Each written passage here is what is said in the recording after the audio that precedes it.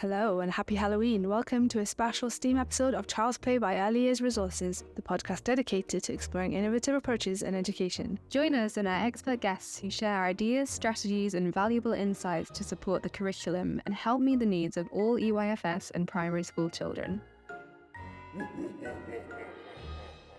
Today we're joined by Maria Rossini, Head of Education at the British Science Association, to talk about all things STEM. The British Science Association is a charity that develops science engagement programs for audiences underrepresented in and underserved by science, with a particular focus on improving equality, diversity and inclusion in science. Let's jump in.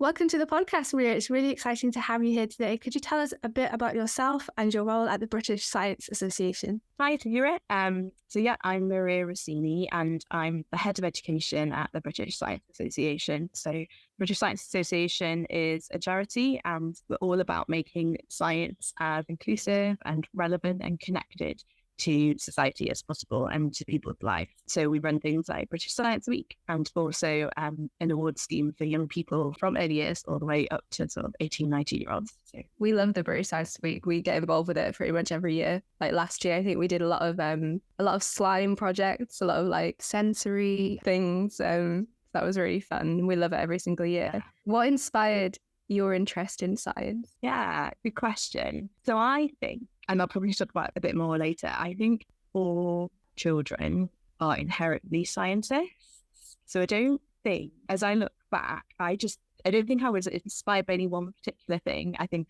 I was born inherently curious about the world, just like every other child. I think my mum was really instrumental in like fostering that curiosity. And we lived in a little mining village in the northeast of England. And there was a lot of just random fields where there had used to be a mine. And we used to go walking and, she'd like stop and look and we'd find like a beetle or we'd like look at a flower and look at all the little parts of the flower. So I think that definitely is one of my earliest memories of being encouraged in terms of looking at the world and curiosity about the world, just going on walks with my mum or like baking in the kitchen or like just really very normal like everyday things. And then as I learned to read and got interested in how things work and why things happen the way they do, all those kind of things. So I don't think there's any one particular thing, but I think that kind of fostering of curiosity as a young child and doing very everyday normal things that relate to science was probably the beginning. Yeah, I would totally agree because I'm quite interested in science. I ended up doing a kind of sciencey degree, and I think that also stemmed from my grandma used to bake with me a lot, and I think baking is a science. I'm sure it is. It's not just like cooking where you throw stuff in, like you have to be exact. So it's really interesting that you mentioned the baking aspect of it. Do you remember any of the science projects you did back in school? I remember we did the moldy bread experiment. Yeah, I remember growing cress, like sticking it in a dark cupboard, putting foil over the top, testing out stuff like that. I remember, there's always that moment when you go and you visit a secondary school and there's a Bunsen burner and you're like, that looks exciting. For me, I think that actually younger children often, they just have this innate curiosity and sometimes we turn them off rather than, it's not like a lack of inspiration. I think it's that we've kind of dulled down or kind of stopped them playing or stopped them from investigating or stopped them from asking questions. And so I think it's just that somehow I was never stopped asking questions enough that I carried on being in science. Yeah, I think related to that, something that was really interesting was research that you mentioned in a blog post you did on tackling the STEM gender gap. It talks about how by the time children reach the age of 10, they have a fairly set idea about whether they aspire to be a scientist. It's fascinating how project-based work like Quest can really instigate this kind of passion for science at such an early age. Yeah.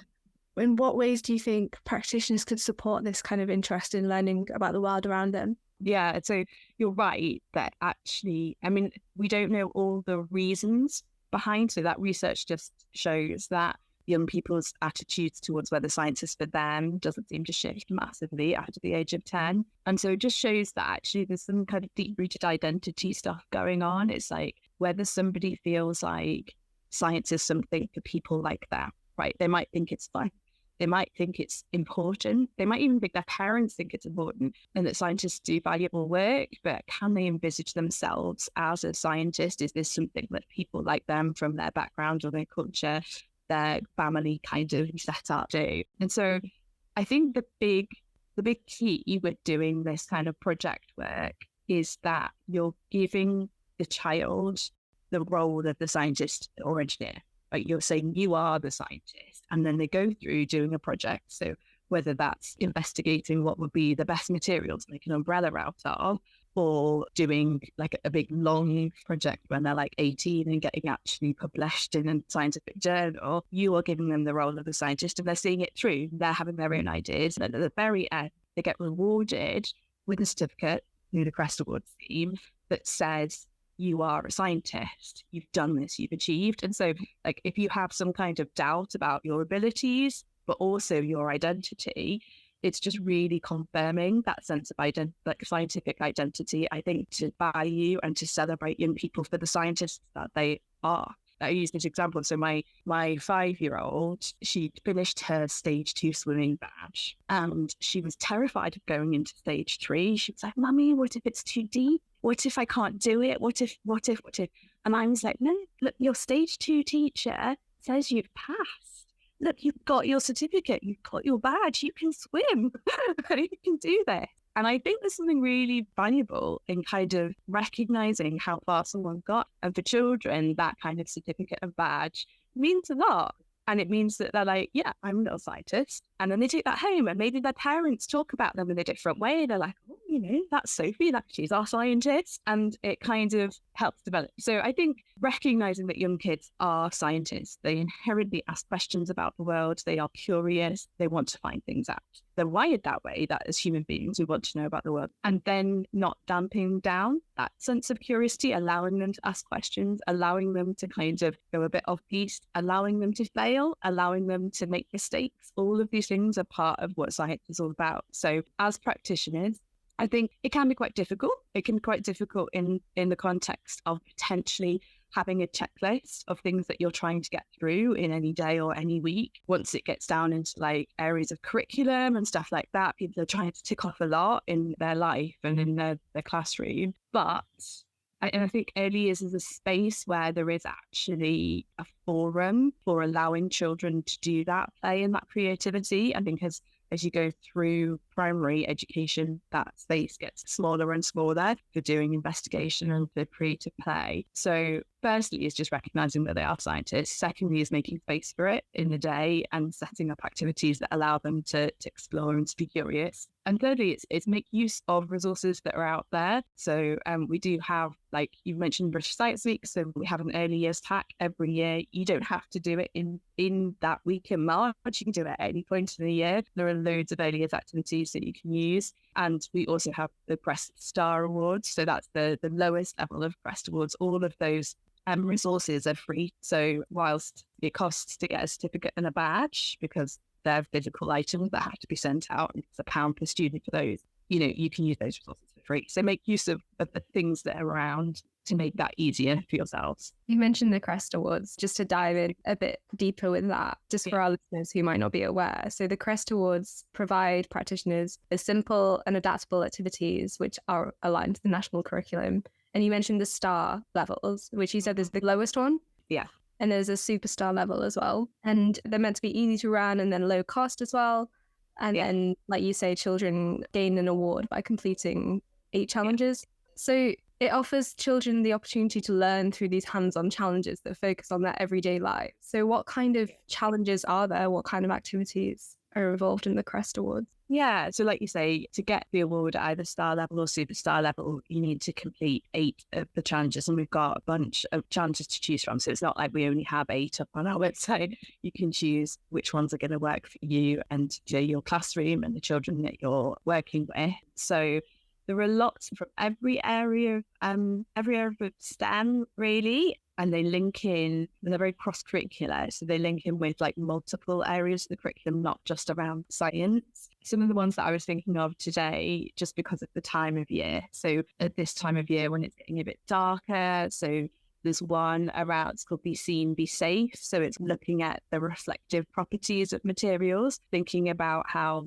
when you're walking to school, when it's gotten darker or getting back from school, how you could be seen and be safe, what kind of materials you should be having on your coat, what reflects materials, like thinking about colour, thinking about texture, all those kinds of things. That's quite a nice one for this time of year.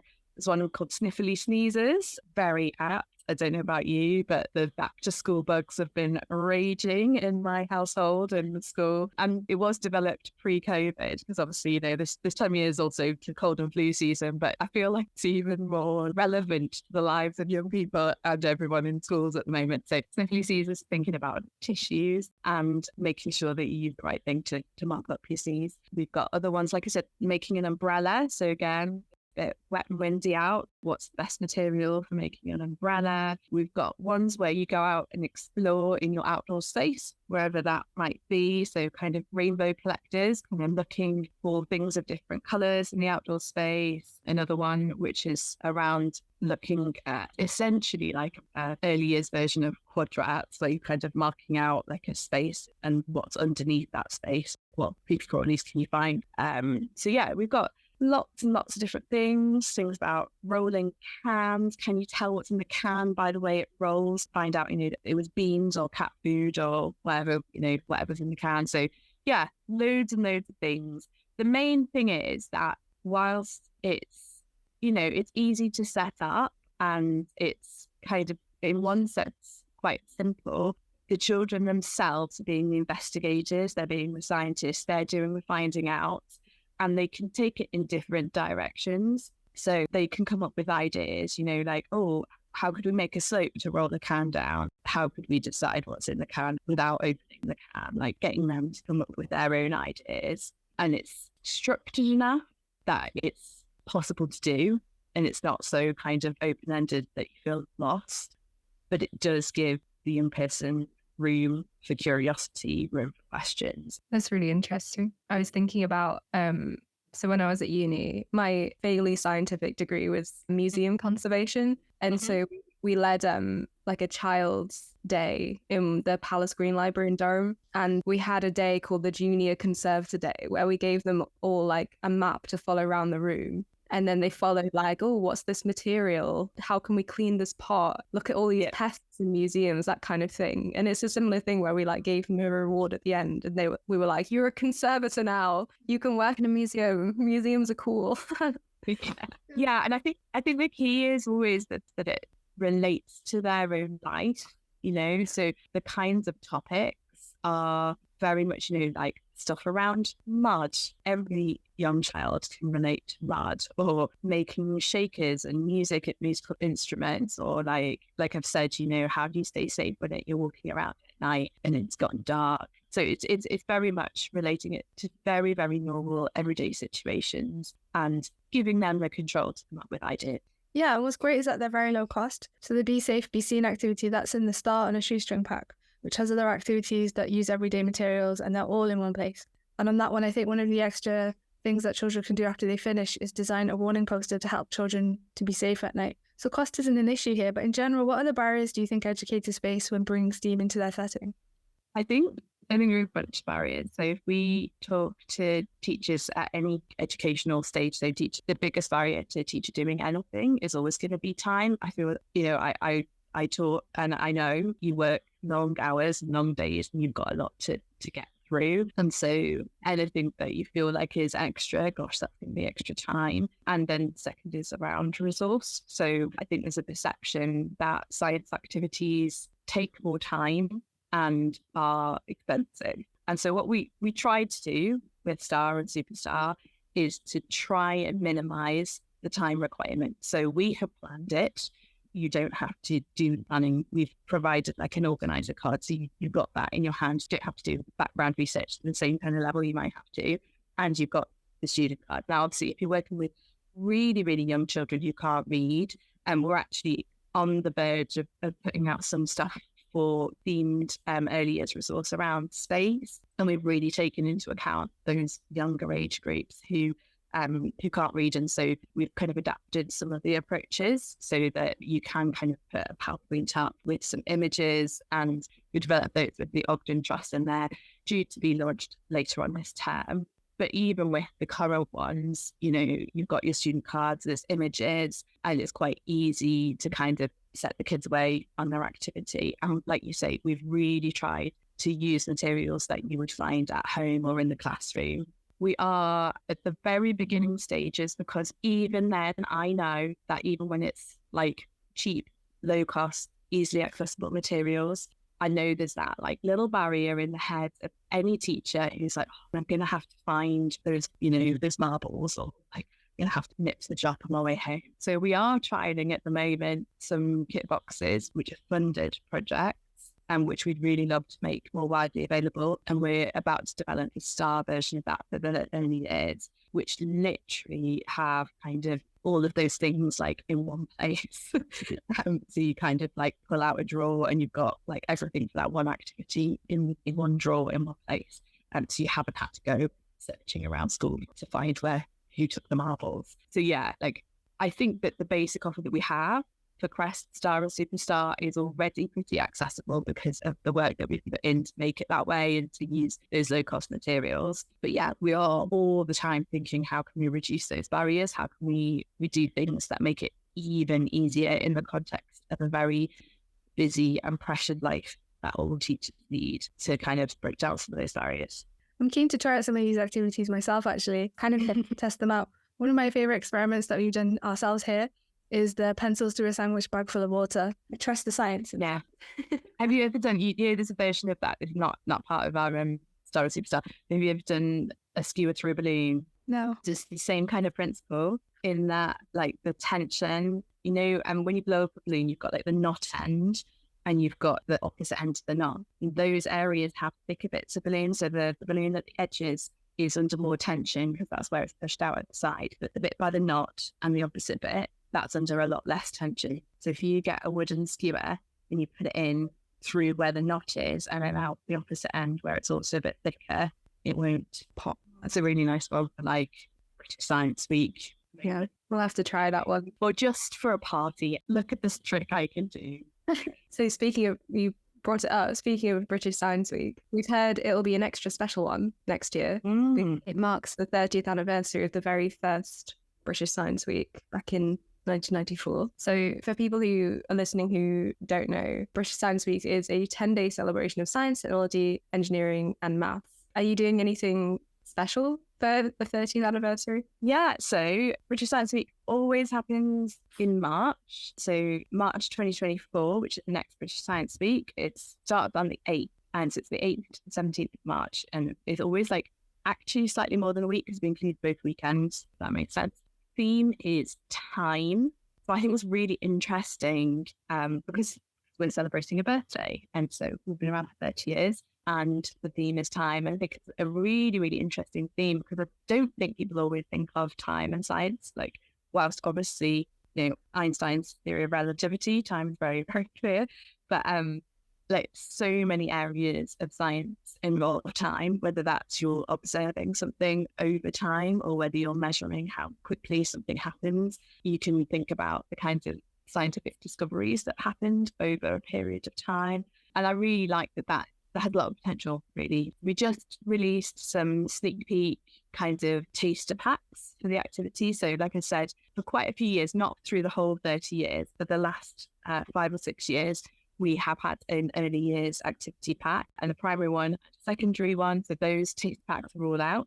So you'll be able to get a bit of a sneak peek. We also have grants that schools and nurseries can apply for. So there are actually 2 grants open at the moment. One of them relates specifically to British Science Week. So it's the Kickstart Grant Programme. If you go to the British Science Week webpage, so www.britishscienceweek.org, then you'll see the information about the grant there. So Kickstart grants, you can apply for, there's a couple of different ones just for doing something within your school or involving your local community. It's a few £100s, which allows you to kind of overcome that resource issue, pay for any resources that you want to use. Those grants close later in October. I think it's the 30th of October that those grants close. And we also have, at the same time, the same window, we've got grants for schools to apply for doing press. So if you're interested in all those kind of STAR activities that I was talking about, you can also get a grant. And that there's engage grants, which doing pressed activities, there you get like a few £100 towards funding the activity itself. So buying the marbles or the torches or whatever it is, if you're doing Be Seen, Be Safe. And then also you'll get free Crest Awards. So those grants, both the Kickstart and the Engage grants, they're open to schools which are in some kind of challenging circumstance. So that maybe you've got high pupil premium levels in your school, maybe high numbers of the AMA students, or maybe it's a rural school and you're kind of a little bit out of the way and don't normally get a lot of investment. So there are criteria on the website. You can check if you meet any of those. So they're the big ways that we want to support people this year to get involved. You know, we recognise that there are barriers, certainly cost sometimes, to doing science activities or doing something that's a little bit more wow. So yeah, feel free to apply for a grant to be able to get involved. And then when it comes to the actual week itself, it's a watch this space situation. I'm not at liberty to say all of the things that we've got planned at this moment, but there'll be a full activity pack coming out in January. And then usually there's a few exciting things throughout the week online. Past years, we've had some online collaborations for like the Dad Lab and stuff like that. Very exciting. As a parent yourself, what advice would you give to others who don't feel confident in their knowledge around STEM? I think the first thing is if you recognise that your child is a scientist, you also recognise that you were a scientist and you're able to ask questions of the world. And I think a big thing is knowing you don't have to have the answers. So sometimes we close children down with their questions because we don't have an answer for that question, or we're worried about the answer for that question, or we close them down because we feel a lack of confidence. But it's absolutely fine to go, oh, wow, that's an amazing question. I have no idea. Let's see if we can find out, right? Like that's just a really freeing thing to think, actually, I don't need to know the answers. It doesn't need to go perfectly. We can try something out and it might just end up a big hot mess, but that's absolutely fine. We've learned something in the process. And also embrace who you are as a person. So I know from being a mum that I probably started out my mum life being more open to things like slime and glitter. And as the years have gone on, like, when they're like, can we do slime? Like, my heart, I just don't think that the clear up, I don't want to do slime again. So, like, be aware of that within your own self and then think, okay, what are the workarounds here? Can we take it to the garden? Can we do something? Do you know what I mean? Like, okay, I'm going to say yes to slime in this scenario, or I'm going to make a space for it in another scenario. Or are there some activities that you prefer and that you want to go and do? Like, there are lots and lots of different types of science. It isn't all slime, and like some people love slime, some people absolutely hate it. And just if you hate slime, don't do slime. Do something completely different, like cut up paper and hoover it up at the end. Like, there are lots of different ways of doing science. I saw Katie shake her head there when you mentioned slime. It's such a controversial opinion. I can't stand touching slime and oobleck as well. No, it's not for me. Yeah, and also, do you know, like, so my eldest son is autistic, and so I started out with all these amazing kinds of ideas of doing sensory activities when he was tiny, and they just went horrifically because he hated that sensory experience. And like, he hated sand and he hated water, like all of these things that you just think of as like being, oh, this is like really good quality play, and they were more challenging to him. And so as time's gone on, you know, we've got to a point where we can spend a day at the beach, but that's taken a really long time. So you've got to be responsive to your kid as well and what you like. So just because one thing doesn't work doesn't mean that everything won't work. Be willing to try things out. My brother, he has autism. He doesn't. We've never had slime in the house. So I'm open to it. I like slime. I'm a slime fan. I don't think he is, but what you mentioned earlier about maybe taking it into the garden and stuff. Not slime, but we've taken like volcanoes outside, so they're just like baking soda and vinegar, and there's a mess everywhere. But it's in the garden, so it's fine. Yeah. And if you don't have a garden, is there a bit of street you can use, or even on the front path? So I think there's loads of pressure to somehow be perfect, and I think a lot of us have probably been brought up with the idea that scientists know lots of things, But reality, science is about asking questions and not always knowing the answers and getting things wrong and learning from it. And we can all do that. It's been really, really lovely having you on. And I think that's such a nice final thing to kind of end on as well. Do you have any key takeaways that you'd like our audience to know from this chat? You and your children, either your own children or your children who you're teaching, you're all scientists. You're all able to observe and learn about the world around you. Keep asking questions. Try not to close down their questions. If you don't know the answers, that's fine. In terms of like the British Science Association, I would encourage you to go and check out British Science Week website and the Press website. Make use of all the amazing materials on there. Apply for grants if you can get them. And yeah, just join in. Just before we say goodbye, are there any other upcoming projects or places that listeners can visit for more information? Yeah, so I think the main things are the grants that are open now. So that's the first thing to do. So that's British Science Week and Engage grants. We'll have more Engage grants open in January as well. So second chance with those. And then British Science Week from the 8th of March. Get involved, do something and share it on social media. And definitely check out the Crest Awards because they're free. We love free. Yeah. Well, Maria, it's been so lovely having you on. Thank you so much for joining us on our podcast. It's been a pleasure. Thank you very much. What a lovely conversation. Let's dive into the key takeaways. What were yours, Katie? Mine were that clearly a lot of educators might feel that maybe time is the biggest restriction when they're doing science activities, that it doesn't necessarily have to hold you back from STEAM. There's a lot of places out there that you can get these resources, these activity packs, including the British Science Association, where you can get your Crest Star and Superstar challenges. And what were your key takeaways? You don't have to know the answer. That if you do have a lack of confidence and you feel that pressure to get things right, then you can learn from just getting things wrong and getting things right and baking. And baking. If you take anything away from this conversation that we've had today, it should be that baking is a science. You've heard it here today. It's science. You would say that you're a very good baker. I would be star caker. We'd like to give a big thank you to our special guest, Maria Rossini, for joining us today. Let us know what you thought about this episode and get in touch with us on Instagram or Facebook by going to @earlyearsresources. Make sure to stay tuned for our brand new season. Thank you for listening. Bye.